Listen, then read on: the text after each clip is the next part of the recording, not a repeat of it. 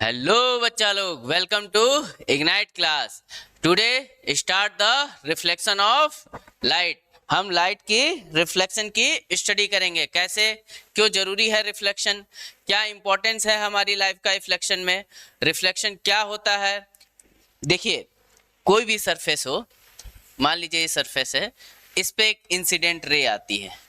एक incident ray आएगी, कहाँ से आएगी? तो आपको सोर्स से आएगी, ठीक है।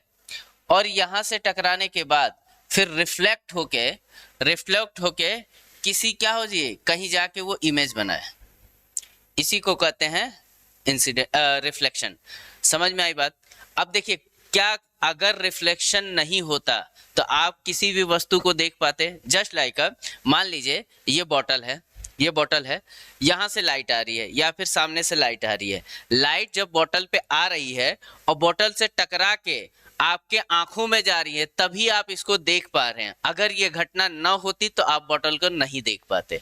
मेरी बात समझ में आ रही है कि रिफ्लेक्शन के कारण ही हम किसी भी वस्तु को प्रॉपर देख पाते हैं। मतलब किसी, जैसे मान लीजिए आपके घर में क्या है, एक घर है, घर में आपके यहाँ पर लाइट लगा हुआ है, ठीक, और यहाँ पर मान लीजिए अलमारी है। तो ये लाइट जो है यहाँ से इस अलमारी पे जाएगा और फिर यहाँ कड़ा चंगू के आंखों में जाएगा, तब ये अलमारी इस लाइट को दिखेगी। तो रिफ्लेक्शन बहुत इंपॉर्टेंट है हमारी लाइफ में।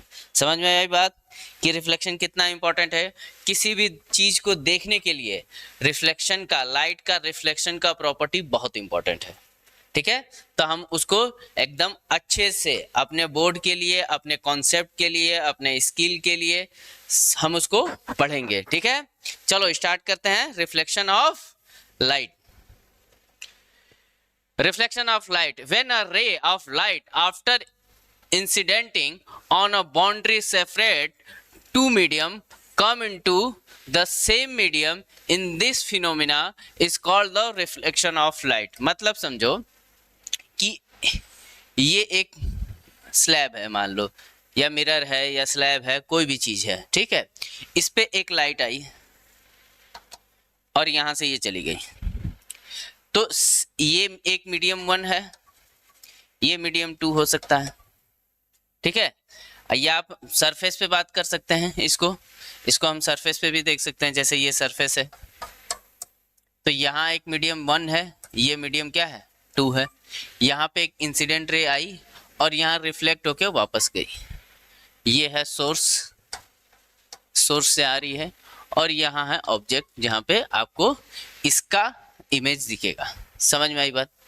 तो इसको आप कहते हैं इंसिडेंट रे और इसको कहते हैं रिफ्लेक्टिव रे। समझ में आई बात?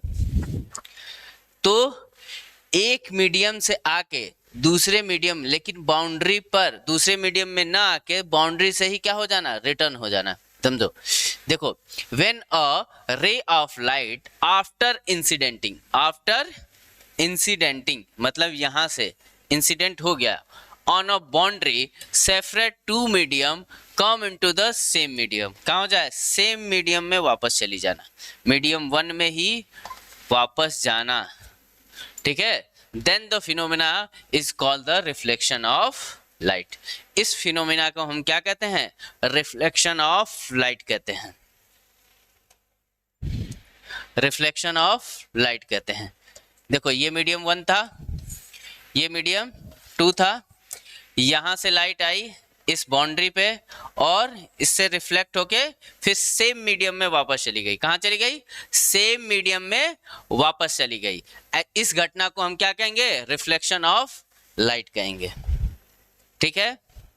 इस जगह भी आप ये चीज देख सकते हो कि ये हमारा क्या है, एक रफ सरफेस है, तो ये एयर है, तो इसका मीडियम अलग, इसका मीडियम अलग। यहां से एक सोर्स से लाइट आई, यहाँ पे पड़ी इंसिडेंट, और आफ्टर रिफ्लेक्शन सेम मीडियम में वापस चली गई। Is called the reflection. Reflection समझ में आया, ठीक है, ओके। रिफ्लेक्शन के कुछ नियम होते हैं। क्या होते हैं रिफ्लेक्शन के नियम, आइए देखते हैं। रिफ्लेक्शन कहता है कि इंसिडेंट जो रे है और रिफ्लेक्टिव रे है, इसमें कुछ रिलेशन है। आइए वो हम समझते हैं, रिलेशन क्या होता है।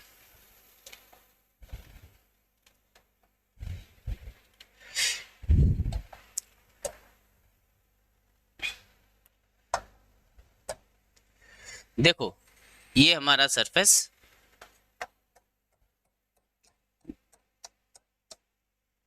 और ये हमारा इंसिडेंट रे, ये हमारी इंसिडेंट रे।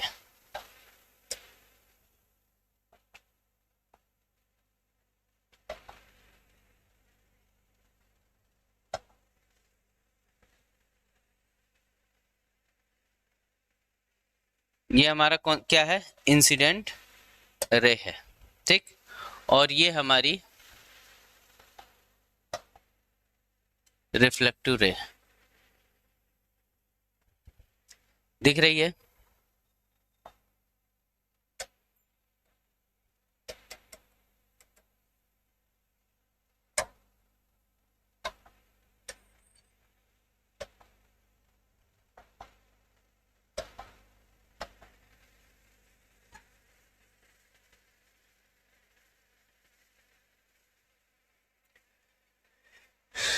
देखिए आप लोग को, ये है इंसिडेंट रे और ये है रिफ्लेक्टिव रे, ठीक है।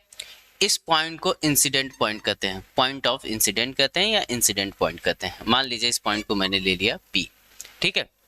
अब इस पे मैं एक नॉर्मल खींचता हूँ, क्या करूँ, एक नॉर्मल खींचूं।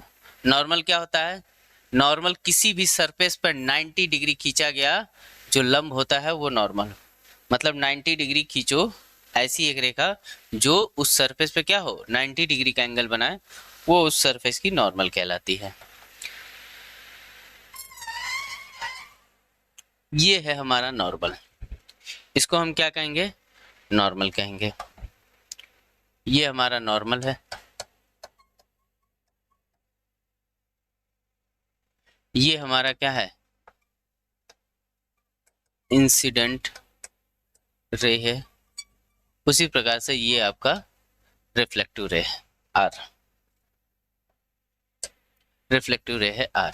इसको आप P पॉइंट को रिफ्लेक्शन पॉइंट कह सकते हैं या पॉइंट ऑफ इंसिडेंट भी कहते हैं, ठीक है, पॉइंट ऑफ इंसिडेंट कहते हैं, ठीक। तो ये जो एंगल है, ये यहाँ पे ये जो एंगल बना, कौन सा, ये वाला, इसको कहते हैं एंगल ऑफ इंसिडेंट। क्या कहते हैं, एंगल ऑफ इंसिडेंट। किससे, एंगल ऑफ इंसिडेंट किसके किसके बीच होता है, नॉर्मल और इंसिडेंट रे के बीच, ना कि सरफेस के बीच। हमेशा ध्यान रखें, नॉर्मल और इंसिडेंट रे के बीच जो एंगल होता है वो एंगल ऑफ इंसिडेंट होता है। समझ में आई बात। उसी तरह इस एंगल को हम रिफ्लेक्शन एंगल कहते हैं, इस एंगल को हम क्या कहेंगे, रिफ्लेक्शन एंगल। इस एंगल को हम रिफ्लेक्शन एंगल कहेंगे, ठीक है। तो हमें क्या क्या मिल गया, एक इंसिडेंट रे मिला, रिफ्लेक्शन मिला और नॉर्मल मिला और पॉइंट ऑफ इंसिडेंट मिला। तो ये सब जो है सिर्फ एक ही प्लेन पे होंगे, ये सब के सब जो है एक ही प्लेन पे होंगे। इसका मतलब समझिए, ये अगर ये इंसिडेंट रे है और ये जो है रिफ्लेक्टिव रे है और ये जो है आपका नॉर्मल है, दिख रहा, तो ये ऐसा नहीं होगा कि ये ऐसे हो जाएगा। हालांकि ये भी 90 डिग्री है, देखो ये भी 90 डिग्री है, लेकिन ऐसा नहीं होगा क्योंकि ये अलग प्लेन में हो गए और ये एक अलग प्लेन में होगा, ऐसा नहीं होगा। तीनों के तीनों क्या होंगे, एक ही प्लेन में, तीनों के तीनों एक ही प्लेन में होंगे। कौन कौन, नॉर्मल, इंसिडेंट रे, रिफ्लेक्टिव रे और पॉइंट ऑफ इंसिडेंट, सारी चीजें एक ही प्लेन में होंगी। ऐसा नहीं होगा कि आप नॉर्मल यहाँ बना दीजिए, 3D नॉर्मल ले लीजिए कि ये XY प्लेन में और ये Z प्लेन में, ऐसा नहीं होगा। अब तीनों के तीनों चीजें क्या होंगी, सिंगल प्लेन में। सिंगल प्लेन का मतलब, अगर आप इस प्लेन को, ये जो प्लेन है, ये जो प्लेन है, ये प्लेन, ये जो बोर्ड का प्लेन है, इसको आप X एंड Y कंसीडर करते हो तो ये सारे के सारे XY प्लेन में ही होंगे, सारे के सारे क्या होंगे, XY प्लेन में होंगे। और क्या चीजें हैं कि जो एंगल I है, एंगल I है वो R के बराबर होगा। ये बहुत इंपॉर्टेंट है, बहुत ही इंपॉर्टेंट है। ये फॉर्मूला बेस आता है कि angle of incident and angle of reflection क्या होता है, सेम होता है, ठीक है। एंगल ऑफ इंसिडेंट और एंगल ऑफ रिफ्लेक्शन सेम होता है, ठीक है। अच्छा, तो क्या सिर्फ, और वो भी एंगल जो है यह ध्यान देना, ये एंगल दोनों के दोनों नॉर्मल से खींचे गए हैं, दोनों के दोनों एंगल जो है वो नॉर्मल से हैं, ये भी नॉर्मल से है और ये भी नॉर्मल से है। समझ में आई बात? एक भी सरफेस से नहीं है, एक भी सरफेस से नहीं है, ठीक। अब क्या कहते हैं कि सर आपने तो बता दिया कि कौन से एंगल से आएगा कौन से एंगल से जाएगा, ये बात तो आपने कह दी कि जो रे इंसिडेंट रे है वो कौन से एंगल से आ रही है नॉर्मल से और कौन से एंगल से जा रही है, वो दोनों के दोनों एंगल अगर नॉर्मल से कंसीडर किए जाएंगे तो सेम होंगे, ठीक है। अच्छा, क्या वेलोसिटी जिस स्पीड के साथ इंसिडेंट रे आ रहा था उसी स्पीड के साथ रिफ्लेक्टिव भी होगा? तो हाँ, ये बात सच है। रिफ्लेक्ट वेलोसिटी एंड वेवलेंथ दोनों के दोनों, यहां तक कि फ्रीक्वेंसी, तीनों की तीनों सेम होगी। मतलब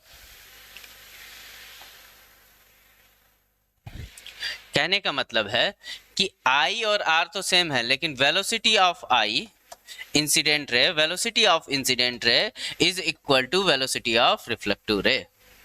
velocity of incident ray is equal to of velocity of reflective ray. उसी तरह आप कह सकते हो कि जो वेवलेंथ है, वेवलेंथ को किससे डिनोट करते हैं? लेम्डा से। किससे डिनोट करते हैं वेवलेंथ को? लेम्डा से। तो जो वेवलेंथ है वो भी क्या हो जाएगा?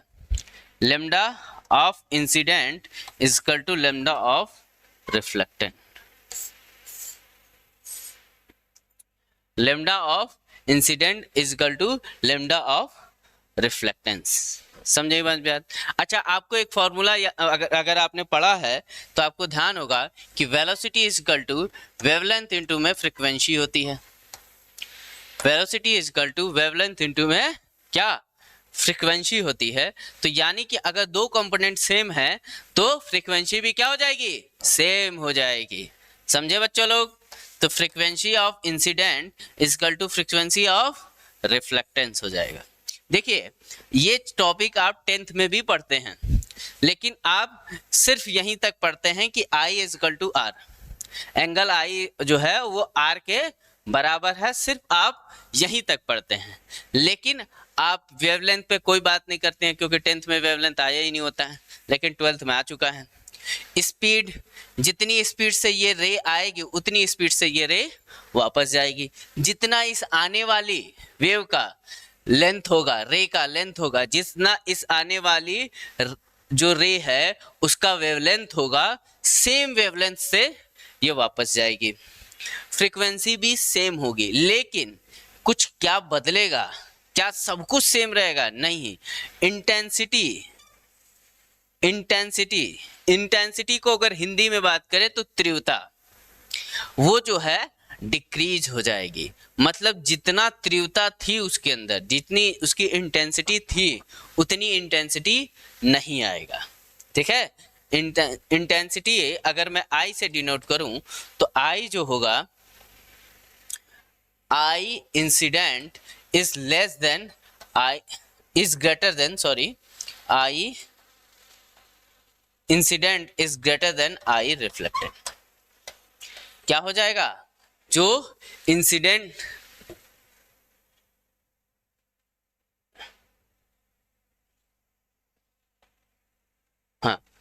इंटेंसिटी है किसकी? इंसिडेंट रे की, वो ज्यादा होगी रिफ्लेक्टिव इंटेंसिटी से। ठीक है? There is a phase change of lens. और क्या पढ़ सकते हैं? देखिए, हमने क्या पढ़ा कि इंसिडेंट रे, रिफ्लेक्टिव रे, आई एंगल ऑफ इंसिडेंट और एंगल ऑफ रिफ्लेक्शन सेम होगा, वेवलेंथ सेम होगा, वेलोसिटी सेम होगी और फ्रीक्वेंसी भी सेम होगी। बस इंटेंसिटी जो है वो डिक्रीज होती है। इंटेंसिटी क्या होती है? डिक्रीज होती है। समझ में आई बात? जस्ट लाइक आप बचपन में बॉल खेले हैं, बॉल को ऐसे दीवार पे मारिए, दीवार आपको रिटर्न आता है, लेकिन उसकी इंटेंसिटी थोड़ी सी कम हो जाती है। इंटेंसिटी थोड़ी सी कम हो जाती है। ठीक है? आप कोई चीज को पटकिए, देखिए थोड़ी देर बाद वो धीरे धीरे धीरे धीरे उसकी इंटेंसिटी कम होती जाएगी। स्पीड नहीं कम होगा, इंटेंसिटी कम होगी, स्पीड सेम रहेगा। चलिए, if a ray incident normally on the surface after reflection अच्छा, अभी हमने देखा कि क्या देखा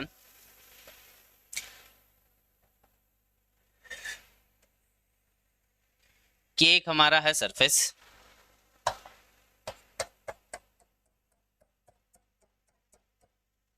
ये हमारा है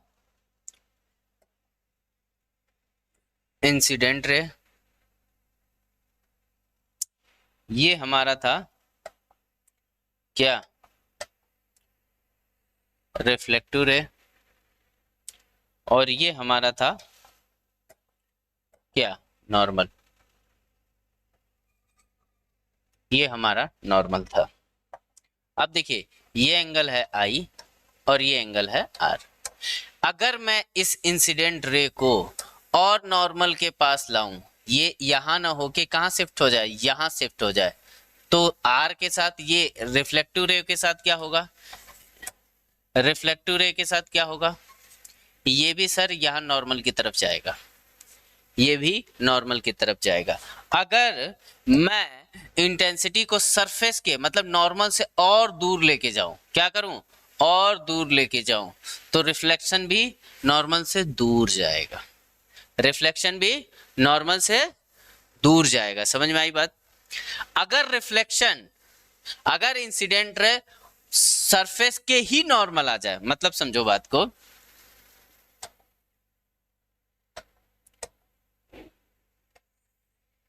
ये आपका सरफेस है, अब जो आपकी इंसिडेंट रे है वो क्या हो जाए, सरफेस के नॉर्मल आ जाए, सरफेस के नॉर्मल आ जाए, मतलब ये 90 डिग्री पे गिरे, तो क्या होगा, तो सर कुछ नहीं, फॉर्मूला लगा देंगे, आई इक्वल टू आर। तो आई यहाँ पर क्या है, इंसिडेंट रे और नॉर्मल के बीच का एंगल क्या है, 0। क्यों? क्योंकि incident ray to the normal आ गई, तो एंगल उनके बीच का क्या हो गया, 0। दोनों के दोनों क्या कर गए, कौन साइड, ये नॉर्मल पहले से था, ये नॉर्मल था, अब इंसिडेंट रे पहले ऐसे आती थी लेकिन अब ऐसे आ गई, तो एंगल धीरे धीरे धीरे धीरे क्या हो गया, 0 ही तो हुआ। तो जब आई 0 हो गया तो आर 0, आई 0 तो आर 0, तो रिफ्लेक्टिव एंगल, रिफ्लेक्शन भी किस पे जाएगा, सेम पाथ को फॉलो कर देगा। समझ में आई बात? रिफ्लेक्शन भी सेम पाथ को फॉलो करेगा। ठीक, तो आप एक काम कीजिए, आप लोग स्क्रीनशॉट ले लीजिए, ठीक है, ये स्क्रीनशॉट ले लीजिए फटाफट, मैं हट जाता हूं, साइड हो जाता हूं।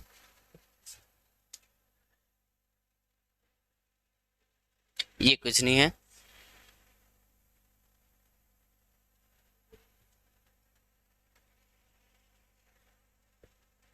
ये बहुत इंपॉर्टेंट है, ये सारे के सारे टॉपिक बहुत इंपॉर्टेंट है, ये सारे के सारे याद रखेंगे, आपको जनरल एमसीक्यू इससे बनेंगे, आप इसका ध्यान रखेंगे, ठीक है, ये भी ध्यान रखेंगे, ये सारे के सारे क्या होंगे, सेम प्लेन में, क्या होंगे, सेम प्लेन में लाइक करेंगे।